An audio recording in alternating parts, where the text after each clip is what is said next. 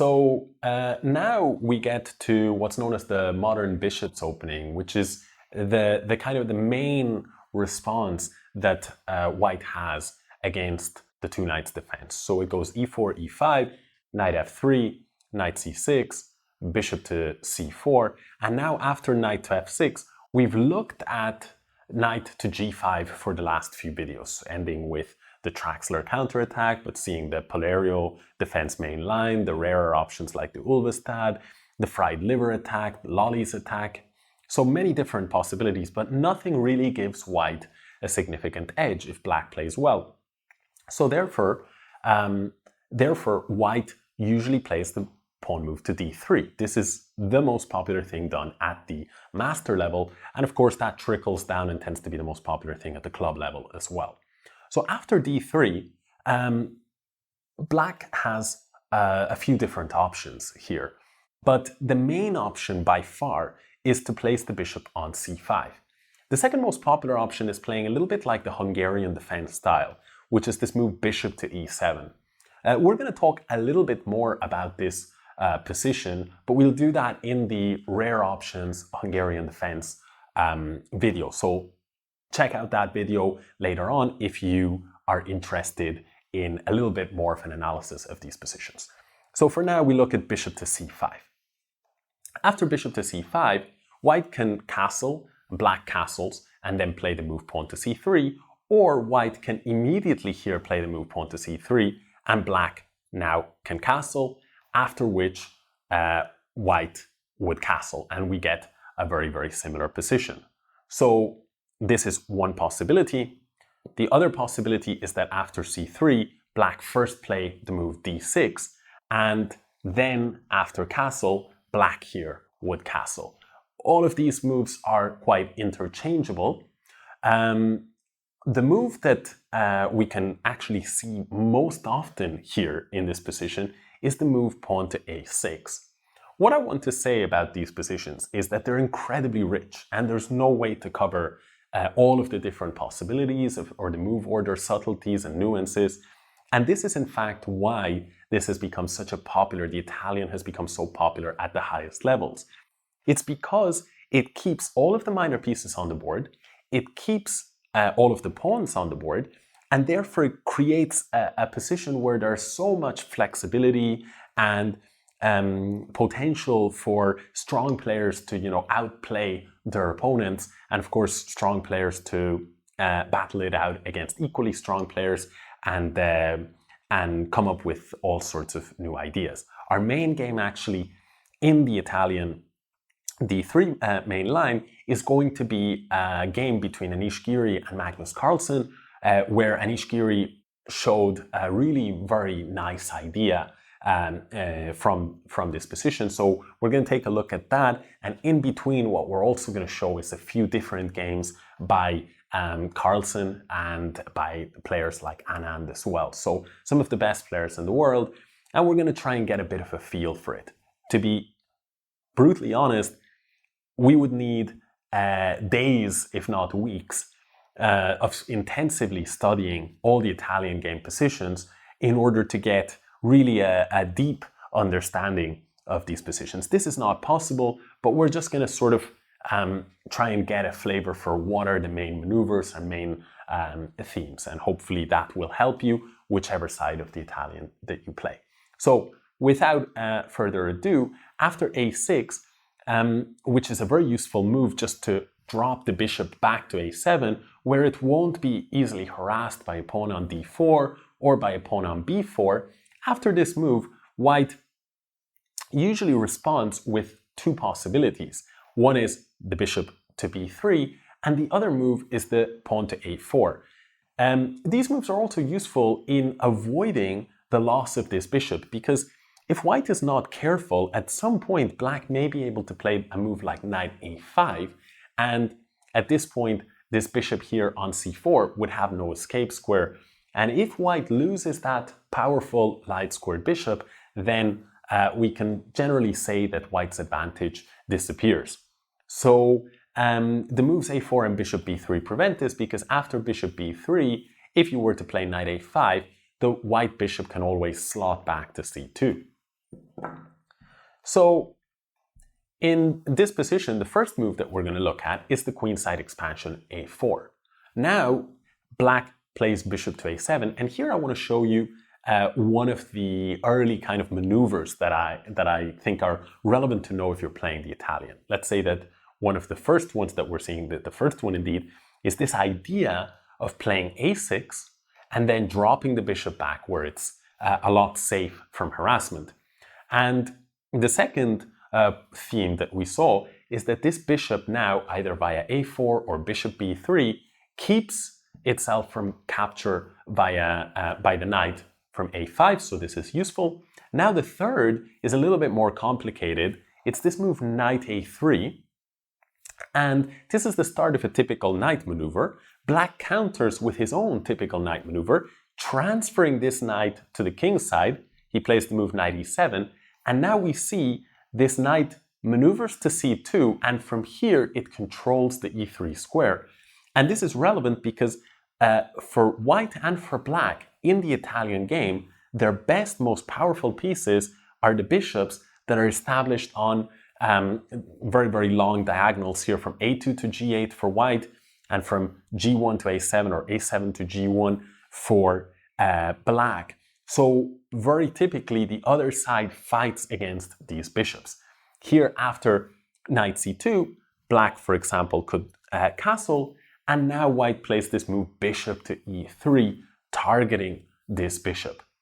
Black has nothing better than to capture, bishop takes e3, knight takes e3. And funnily enough, this position was reached between Carlsen and Anand on two separate occasions in the year 2016. One time Carlsen was white and one time Carlsen was black. And well, Carlsen is the best player in the world, in my opinion. When it comes to playing these positions, indeed, he's the best player in the world, full stop. But in these positions, he truly excels, and he in fact won both games. We can take a quick look. For example, the move here that was chosen by Anand against Carlsen was to move knight to g6. And here, Carlsen played a5 to expand on the queen side, grab a bit of queenside space. And after a5, Anand played knight g4 to try and get some pieces off the board. White played h3, and this is another idea that's worth keeping in mind, that sometimes white does not want to allow, or black, allow a piece to be exchanged on e3 because they don't want doubled pawns.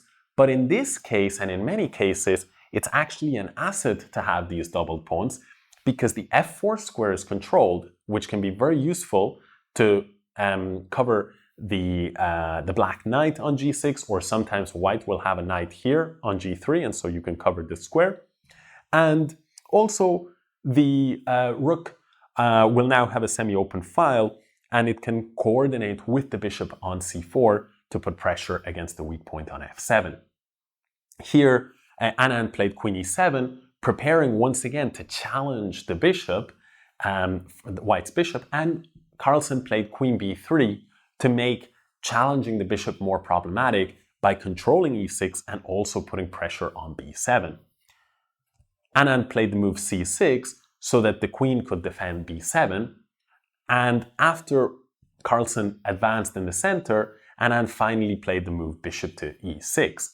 However, after bishop takes e6, f takes e6, and rook to d1, we can take stock in this position and we can say that there is a type of symmetry here in the center, but white has a little bit more space on the queen side, and this black knight is a little bit less well placed than white's knight. So overall, and of course, when I say that there is symmetry in the center, I mean that there is symmetry in the sense that both sides have doubled pawns, but in fact white has 2 pawns in the 4 central squares of the board, whereas black only has 1. So that's a little bit of a space advantage, and overall these little assets in the position mean that white is better, and Carlsen went on to convert this position. On the other hand, if we take a step back and we look at the position, let's set up the position where it was Carlsen that had the black pieces instead. Let's see what Carlsen did there. So in this position, we saw that Anand played this move knight g6, and Carlsen actually grabbed that space on the queen side. I think Carlsen, when he found himself with this position from the black side, decided he didn't want to give that extra space on the queen side, and so he played the move pawn to a5 himself.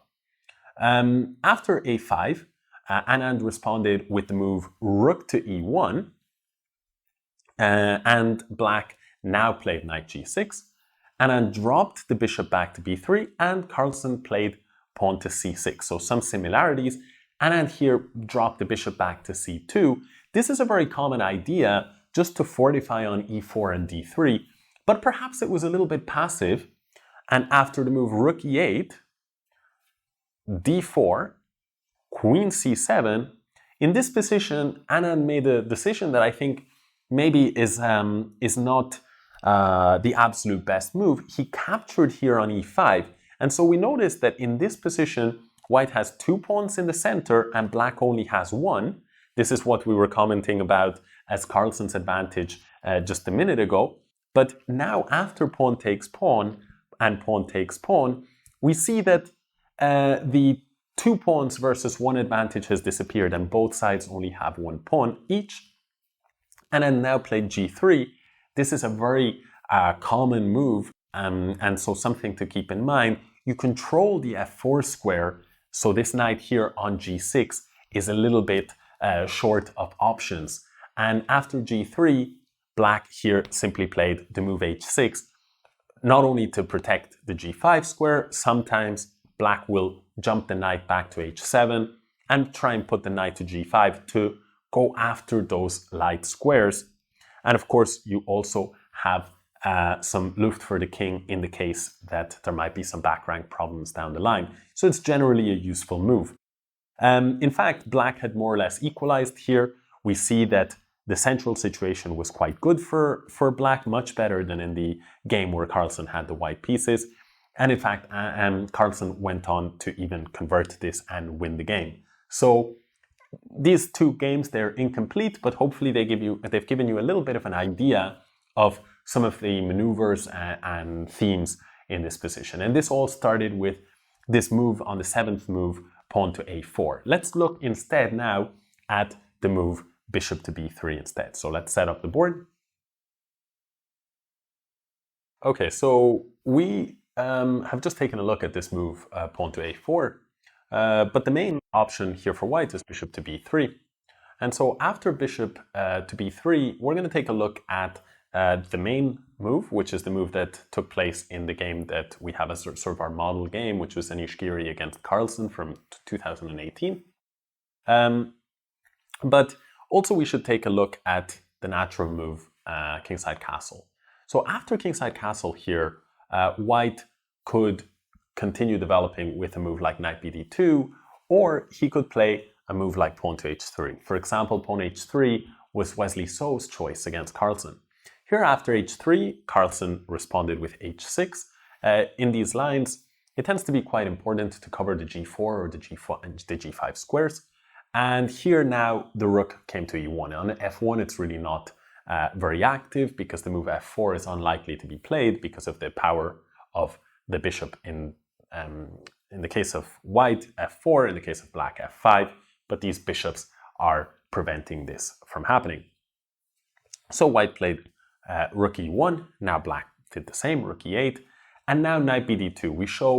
We sort of arrive at another important maneuver. We saw one of the ideas with this queen's knight, because white has a pawn on c3, one of the ideas was to transfer it via e3 and c2. We saw that in the last line. But in this case, the even more popular maneuver was done by Wesley. So here, knight b to d2. The point is that after bishop to e6, the knight finds a square on the king side, transfers over to the king side via f1. Now Carlsen captured the bishop on b3, achieving this goal that we mentioned of getting rid of this very strong piece. And now black even was the first one to advance in the center with the pawn move d5. This is quite a clever move because the pawn on b7 appears to be emprise and can be taken, but in fact, if white does take this pawn, then black will have the move knight a5, and take a look, the white queen cannot escape. So that's another little motif, tactical motif that is worth keeping in mind. So black played the move pawn to d5, and basically already in this position, Carlsen had more or less equalized. Wesley played bishop e3, and Carlsen dropped the bishop back to f8 to keep his kingside secure. That's another typical idea to keep in mind. Once again, take note that queen takes b7 still fails to knight a5. So this is one game between Wesley So and Magnus Carlsen. So let's go back a few steps. So we're back at the position, and here we had seen the move pawn to h3 by Wesley So, and now instead, well, white could start with the move knight bd2. And here there was a game, for example, where Vladimir Kramnik, had the black pieces, and he chose to continue with the move pawn to h6. Again, very typical. White, who was a strong grandmaster called Sergei Zygalko, he played the move rook e1, and now Kramnik offered the exchange of light square bishops. Again, we're seeing this time and time again.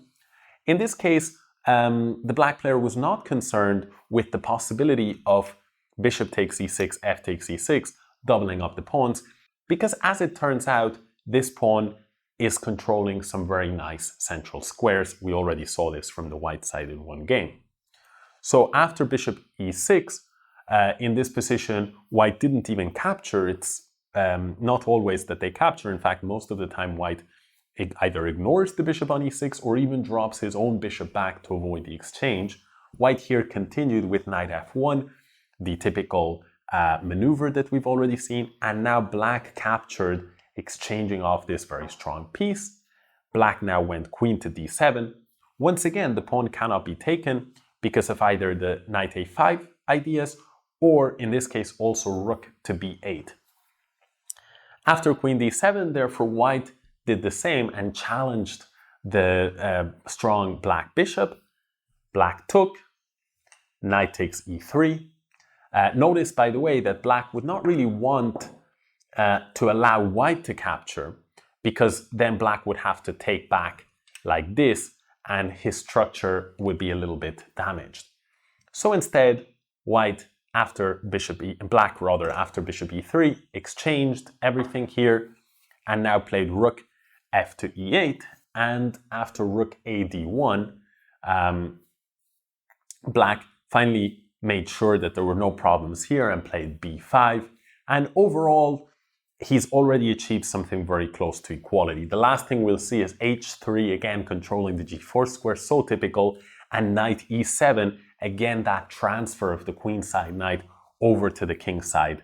And well, the knight wants to go to g6, so Zygalko played knight h4, again not only preventing knight g6, because knight g6, knight takes knight when pawn takes is not possible due to the pin on the king, but also the knights eye up the f5 square, which is very, very useful. The f5 square for white, the f4 square for black are very sought after squares in these structures. After knight h4, the last move that I will show you of this game was the move pawn to c5, where black decides to strengthen his grip in the center. One of the things that I want to just comment on is that usually when we have an Italian game, we see these two pawns on d3 and c3 for white, whereas for black they're on d6 and c6. So oftentimes black tries to fight against that by moving this knight and eventually putting his pawn on c6 and equalizing the situation in the center, because it turns out that this knight on c6 is not a very effective piece, since the c3 pawn controls its forward jumps. So that's why black often is trying to find a better square for that knight. So it's something to keep in mind. Let's now take a step back, having shown this game. So we've put the position back, and we just took a look at what happens when black castles, and at least a few of the possibilities when black castles. Now we're just going to take a look at the bishop retreat to a7, which is the most popular move. After bishop to a7, here white typically continues bringing his knight into play. The reason for this is that, again, the knight could go via a3 and c2 and then play bishop e3, but the most common idea is knight d2, since you don't have the c3 square, knight d2, and then at some point rook e1 and put that knight on f1 and transfer it and get it involved potentially in a kingside attack. So after the knight went to d2, Carlsen castled. And now Anish Giri, by the way, for those of you who are not familiar with Anish Giri, he is the longtime Dutch #1, and he has been for a very long time in the top 10 in the world. So really a force to be reckoned with. And in fact, he's also a tremendously powerful theoretician. So he's a very strong player, especially with the white pieces, and what he plays usually other strong players take note of. So after knight bd2, castle, white here plays the move pawn to h3. There are other moves again. Rook e1 is a very typical move. Knight to c4, another way of controlling the e3 square and perhaps playing bishop e3, is again another possibility. But in this case, h3 was played. Now black tried the same thing, h6, to control the g5 square. Again, other alternatives exist, like rook to e8 or bishop to e6 or knight to e7, all the typical maneuvers that we've already seen by now. So after h3, h6, white played the rook to e1, black played the rook to e8, and here white played the knight to f1. So by now, all of these ideas shouldn't be too foreign to you, hopefully. And this is something that's truly appealing about the Italian, just how many possibilities exist and the fascinating deep ideas that we see as the theory progresses over time. Here, after knight f1, black played the move bishop to e6, and here, well, white could play a move like bishop e3, but the problem with such a move, which has been played hundreds of times, is that black exchanges the bishops first on e3, and then can potentially exchange on b3 himself. But even better is queen d7, and after bishop takes e6, then queen takes e6, all of the bishops come off the board, and very often the play sort of steers towards a draw very quickly. So this is not a very aggressive way or ambitious way to play. So Anish had more aggressive intentions, and so after this move, bishop to e6, rather than play symmetrically with bishop e3, he kept all of the bishops on the board, bishop c2. And Carlsen took his opportunity, now that the d5 square is available, to push in the center and grab some space. White could actually take this pawn. In fact, it's the most popular move when black has tried all the different possibilities. This is outside the scope of this series, so I would recommend that you examine this move yourselves in more depth if you wish. But for now, I will show what Anish Giri played. He played queen e2. He simply defended on e4. And perhaps here black should have kept the tension in the center with a move like queen to d7, when black has two pawns in the center versus one, and the positions are very complicated, but it seems like black is doing all right. Instead, Carlsen took on e4, and after taking on e4, well, he must have been quite happy still that he has a 1-to-1, the knights are in the same squares, the bishops seem to be quite fine for black, everything seems to be fine for black, but in fact, the position got a bit hairy very quickly. After takes, black played queen to e7, and now white played knight g3. And one of the things that we see is that white is already potentially threatening to invade on f5, whereas black does not have the same thing. Black's biggest problem in this position is that this knight on c6 does not have any forward jumps, whereas white's knights do. Black played rook a8, and again that fight for the f5 square. Knight to h4 was played. Carlsen, anticipating that a knight would arrive on the f5 square and hit his queen, dropped his queen back to f8. White played knight to f5 anyway, and now this knight needs to be kicked away, but it's very difficult to kick it away with g6, because then the pawn on h6 would fall, since there is a double attack. So Carlsen dropped his knight back, which makes sense because this knight, as we remember, does not do so much on c6.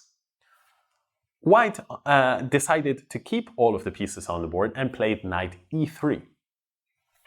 Now black transferred the knight to g6, another thing that we're familiar with by now, and white played knight g to f5. Black jumped on f4, so we have this dance of the knights, and white now played queen to f3. In this case, these two knights are symmetrical, these two knights are asymmetrical, but white's queen is a little bit better. Black decided the situation on the king side couldn't be improved, and so he played c6 and took control of the d5 square and improved his situation on the queen side. Now white played knight g4, tackling this knight, and after knight takes g4, h takes g4 was played, fortifying the placement of the knight on f5, and also opening up the h-file and opening up possibilities of using the g-pawn to crack open the black position.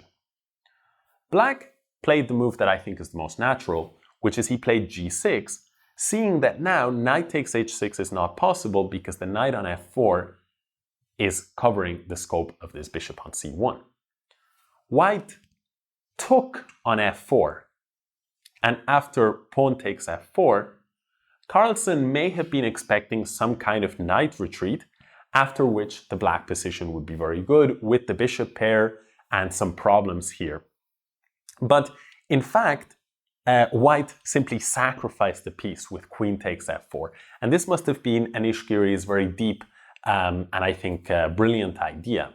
And it gave really Carlsen a very big scare in the game. Carlsen had no choice but to take the piece.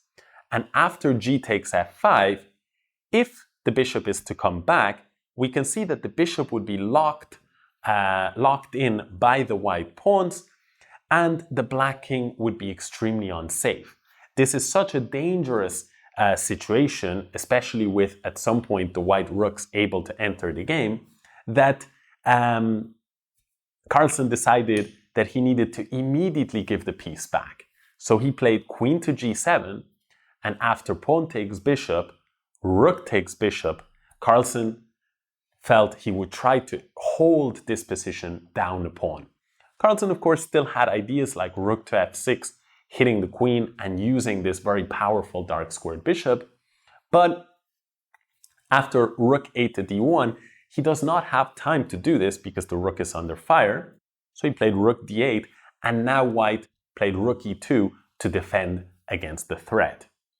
Here, Carlsen played queen g5, offering up an exchange of queens. In another video in the series, we commented that with the queens off the board, opposite colored bishops have a lot of drawing tendencies or properties. But with the queens on the board, the opposite colored bishops enable very, very powerful attacks. So after queen g5, Carlsen indicates, please, let's exchange queens and let me improve the structure.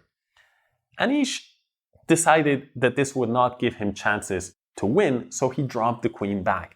But with this move, sadly for Anish, he lost almost all of his advantage. Instead, if he had found the move g3, he could have kept the queen here, when now if Carlsen does exchange the queens, these pawns would be too strong and would steamroll the black position. This did not happen. And I just want to say also that after g3, if black here plays the move rook f6, now white could exchange the queens.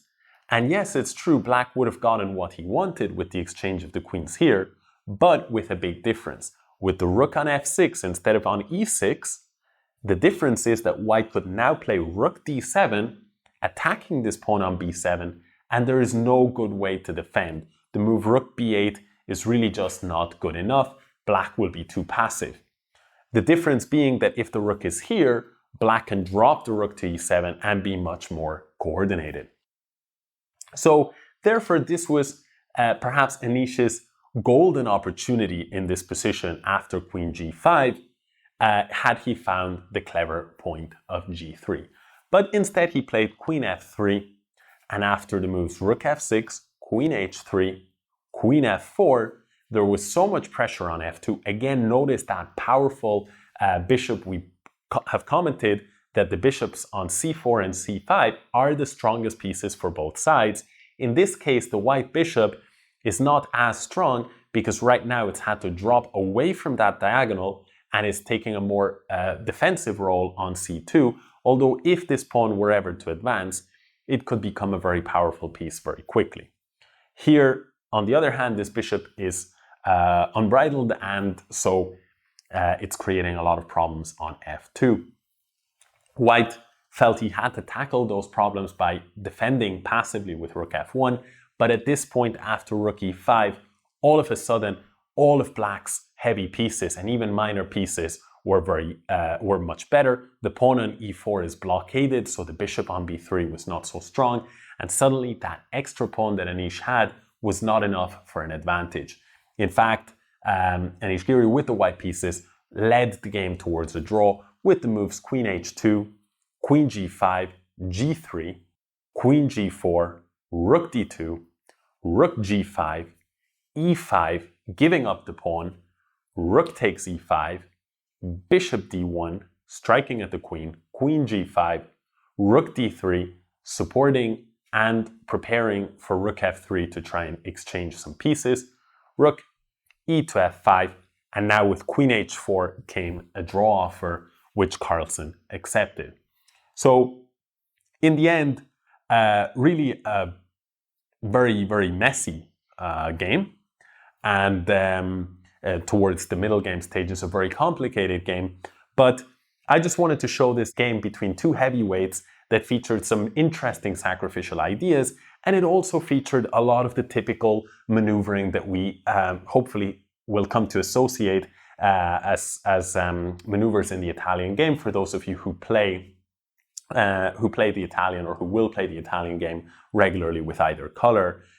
We've seen some different possibilities like the knight maneuver, knight a3, c2 to e3, or knight a3 to c2 to put a bishop on e3. We've seen other maneuvers like knight to a5 to try and strike at this bishop, or knight to e7 and g6 in order to bring the knight to the king side. Other typical moves like pawn to h3 or pawn to h6, the bishop retreat to a7, also the bishop retreat for white to b3 and then to c2. So we've seen many of these things come up time and time again. The real difficulty with playing the Italian is to know when exactly you should do one or another, because sometimes the games can look very, very similar, and it takes really an expert eye to discern the key differences between each move. So I would say that if you want to play Italian game positions at the highest levels, from both sides, you can absolutely play like this. And most of the time, what's going to decide it, if you play the main line with 4d3, what's going to decide who wins is simply who understands the Italian better and who plays the better chess on the day. So hopefully that has given you a bit of an idea about how to handle such positions. And so best of luck in your games in this main line. And I'll see you in the next video.